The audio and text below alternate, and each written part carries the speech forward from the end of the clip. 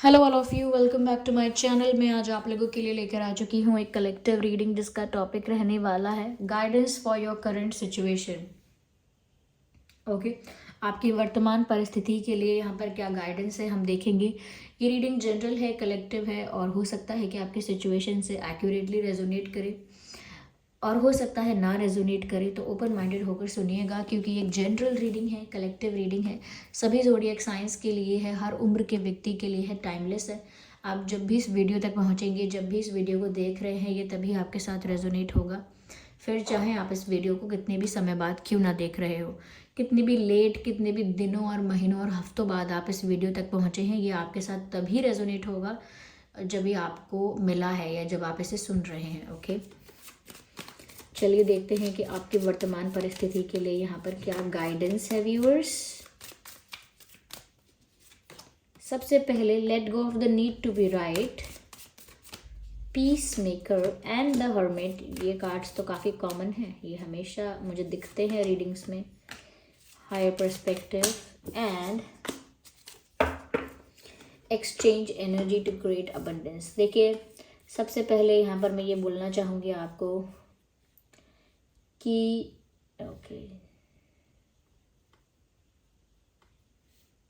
Don't over do anything. Okay, जो लोग आपके लाइफ में जितना डिज़र्व करते हैं उनके लिए उतना एफर्ट लीजिए और जितना आपकी ड्यूटी है, जितना आपका कर्तव्य है, जितना आपको करना चाहिए उतना ही कीजिए। एक्स्ट्रा ओवर किसी के लिए फिर करेंगे, फिर आप एक्सपेक्ट करेंगे वो भी वैसा ही करे और वो वैसा नहीं करेगा या नहीं कर रही है या नहीं करता है, तो आपको बुरा लगेगा। ओके, और आपको लगेगा कि इसमें आपका नुकसान हुआ है, आपको घाटा हुआ है, आपको इसमें हानि हुई है, तो आपको ऐसा लगेगा।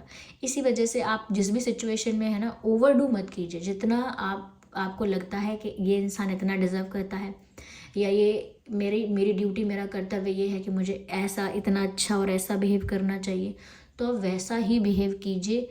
ये ज़्यादा करेंगे आप और वो इंसान फिर कुछ ना करे या बिल्कुल कम करे, आपके लिए एफर्ट ना ले कोई भी। और ये सिर्फ एफर्ट की बात नहीं है, चलिए बेसिक रिस्पेक्ट की भी अगर आप बात करिए कि अगर आप किसी को बहुत ज़्यादा रिस्पेक्ट कर रहे हैं, अनकंडीशनली बहुत इमेंस रिस्पेक्ट कर रहे हैं किसी को, और वो इंसान रिटर्न में आपको कभी इतना रिस्पेक्ट ना करे, तो यू विल फील बैड।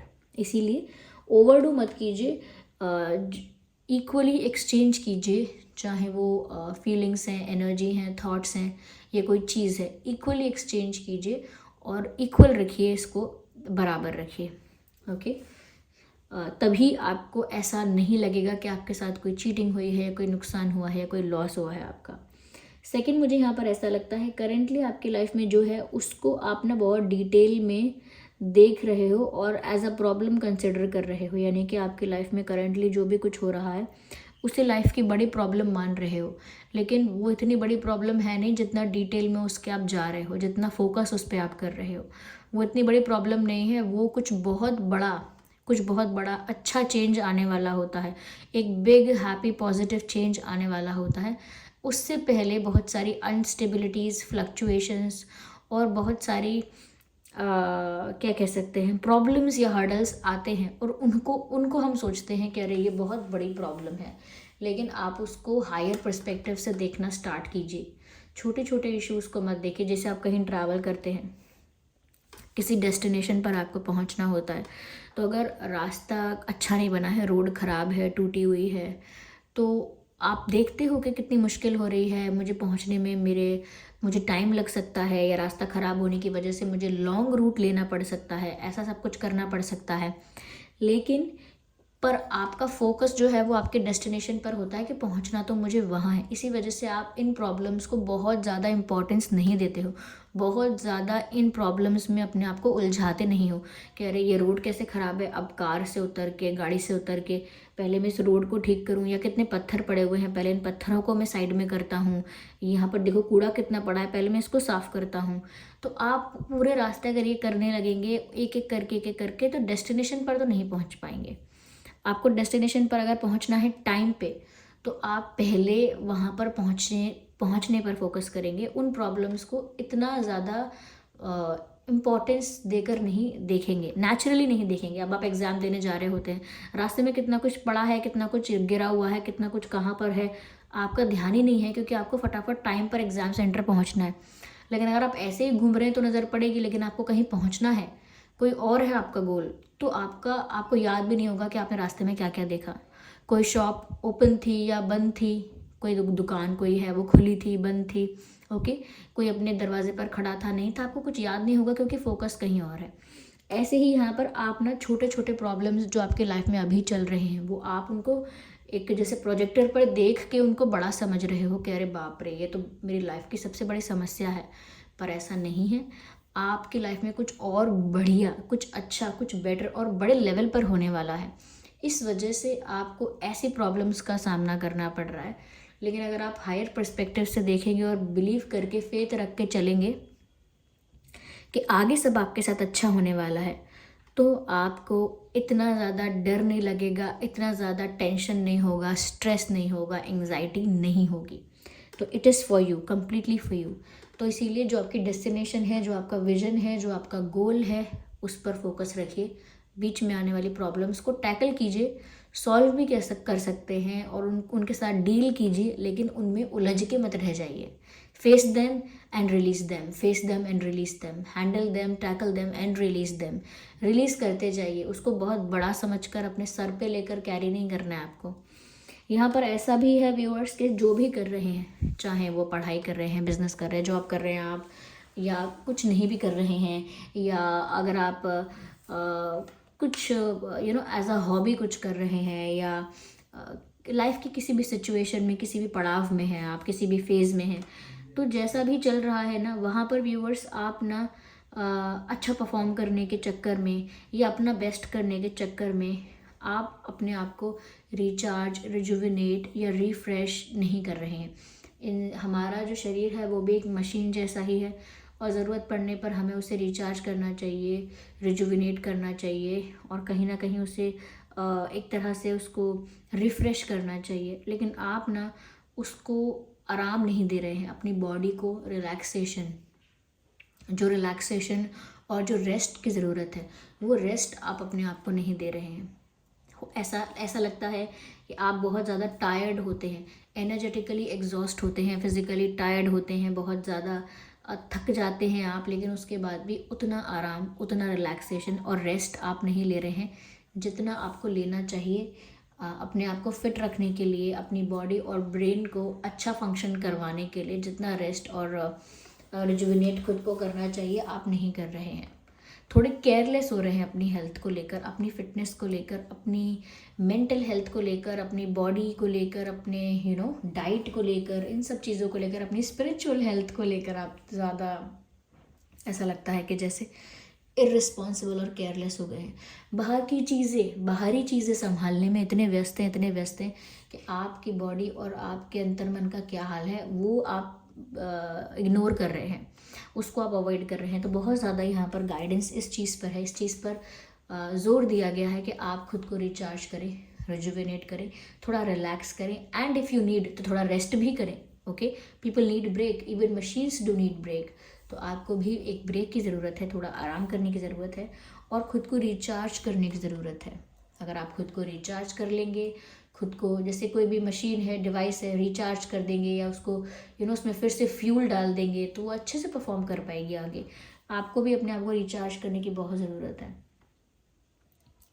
काफ़ी लोगों के लिए गाइडेंस है, थोड़ा आप मेडिटेशन कीजिए, उससे आपका मन भी शांत होगा। क्योंकि जिनको बॉडी जिनकी टायर्ड नहीं है, जो लोग वैसे एग्जॉस्ट नहीं हैं, तो वो ऐसा लगता है कि जैसे उनका मेंटल पीस बहुत डिस्टर्ब हुआ है। तो अगर व्यूअर्स आप भी उन्हीं में से हैं जिनका मेंटल पीस डिस्टर्ब हुआ है, तो आप मेडिटेशन कीजिए, या कुछ ऐसी कोई आपकी हॉबी है जिससे आपको रिलैक्स्ड फील होता है, लाइट फील होता है, उसको कीजिए। नहीं तो आप अगर कुछ मंत्रास ऐसे हैं उनको चैंट कीजिए जिससे आपको थोड़ा लाइट फील हो। Okay, it is all for you. आपको जैसा भी ठीक लगता है वो वाला मेथड अपनाइए, लेकिन खुद को थोड़ा लाइट फील करवाइए। ओके, यहाँ पर ऐसा भी है, बहुत सारे लोग आपसे बहस में, आर्ग्यूमेंट में उलझने की कोशिश करेंगे।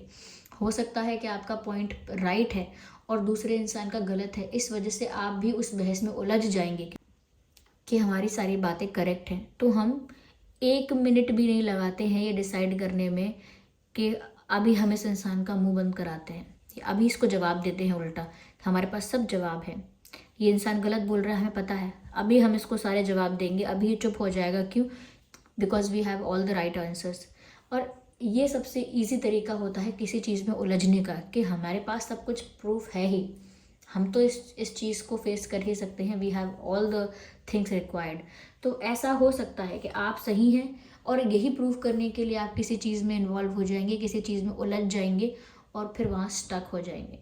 कहीं ना कहीं हो सकता है कि अपने आप को सही प्रूव करने के लिए आप किसी ऐसी हद तक जाएं जहाँ पर आप दूसरे को डिसरिस्पेक्ट कर दें, वो आपसे बड़ा हो या किसी की फीलिंग्स हर्ट हो जाएंगी, या आप अपने आप को सही तो साबित कर लेंगे लेकिन शायद आप किसी का फेथ, किसी का प्यार, किसी का ट्रस्ट खो देंगे। ऐसा कुछ हो सकता है, किसी का रिस्पेक्ट खो देंगे। तो इसीलिए रिश्तों को मेंटेन करना ज़्यादा ज़रूरी है, रिश्तों में प्रेम और शांति बनी रहे वो ज़्यादा ज़रूरी है, कि हम अपने आप को सही प्रूव कर लें वो ज़्यादा ज़रूरी है।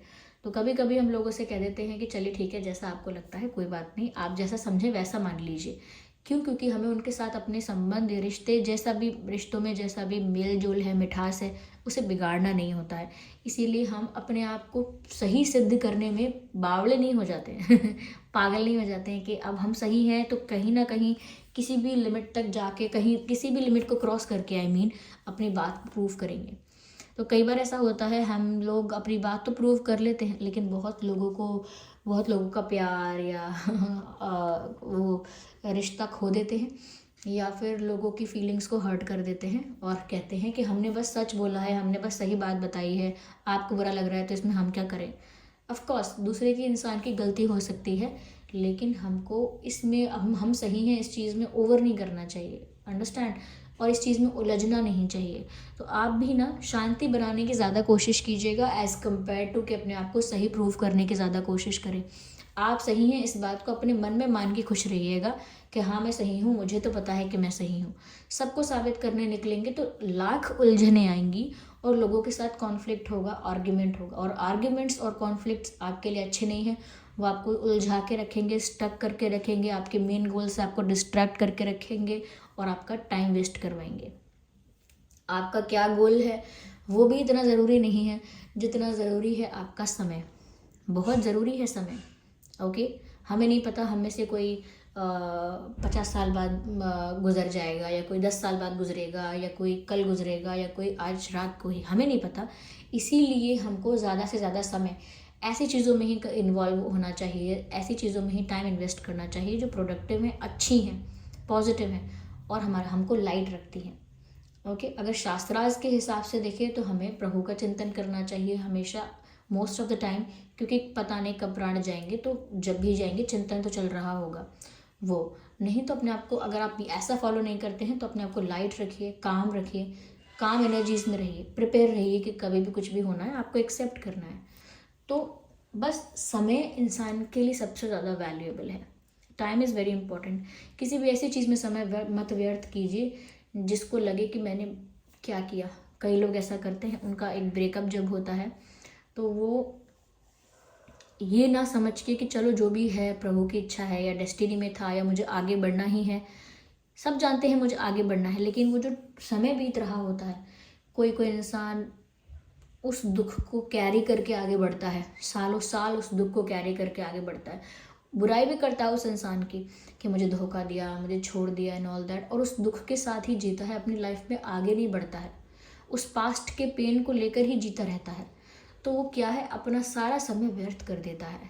समय नहीं व्यर्थ करना है, पैसे इंपॉर्टेंट नहीं है, कुछ इंपॉर्टेंट नहीं है, टाइम इंपॉर्टेंट है। अगर आपने बहुत सारे पैसे बना भी लिए, बहुत सारे बना लिए, और उसके बाद आपके पास समय ही कम बचा है, तो अब क्या फ़ायदा। आपके बच्चे या दूसरे लोग उन पैसों का भोग करेंगे, आपका क्या भोग होगा, आपने उन्हें बनाने में ही बहुत समय लगाया है।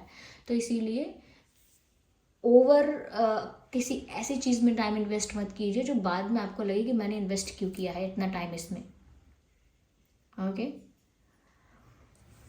या मैंने पता नहीं, मैंने किसी का इंटरव्यू सुना था या मैंने कहीं से सुना था, मुझे याद नहीं है, मैं उस पर्सन का नाम एग्जैक्ट मुझे याद भी है तो मुझे कन्फ्यूजन है कि उन्हीं के लाइन्स हैं कि किसी और के हैं, इसीलिए मैं आपको नाम मेंशन नहीं करूँगी। लेकिन मैंने ऐसा सुना था कि आई विश कि सब लोग बहुत रिच हो जाएं, सक्सेसफुल हो जाएं, ओके, और लाइफ में जितना गेन करना चाहते हैं, जितना आगे बढ़ना चाहते हैं, पहुंच जाएं, ओके। और ऐसा हो उनके साथ, और तब उनको पता चलेगा कि इसमें कुछ नहीं था। सब लोग रिच हो जाएं, सब लोग सक्सेसफुल हो जाएं, जिससे बाद में उन्हें समझ में आए कि इसमें इतना कुछ नहीं था जितना हम सोच रहे थे, इसमें इतनी खुशी, इतनी संतुष्टि या इतनी पीस नहीं था जितना हम सोच रहे थे। तो सबको सबको लग रहा है वहाँ पहुँच कर अच्छा लगेगा, सबको सबको पहुँच जाना चाहिए वहाँ एक बार, ताकि सबको समझ में आ जाए कि इतना it's not a big deal, okay. शांति यहाँ भी नहीं है, वहाँ भी नहीं है, पहुँच आप कहीं भी जाइए, शांति वहीं है जहाँ आप उसे रखना चाहेंगे, यानी कि it is the state of your mind, okay.